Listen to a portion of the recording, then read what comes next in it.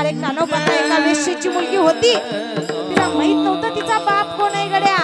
कधी एके कानोपत्रा डसा डसा रडावी, गळ्यामध्ये विणा असावा, हातामध्ये चिपळे असाव्या, एवढी सुंदर, एवढी देखणी, एवढी गोरी गोमटी कानोपत्रा तिचं नाव।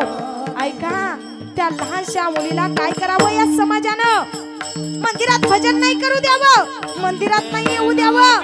ती कानोपत्रा मंदिराच्या बाहेर जायची, देवाला हात जोडायची, देवाला म्हणायची, देवा देवा सांगणार रे देवा, नाही रे देवा माझा बाप कोण आहे मला माहित नाही रे देवा। देवा, एका वेश्येच्या पोटी जन्माला आली, यात माझी काय चूक झाली?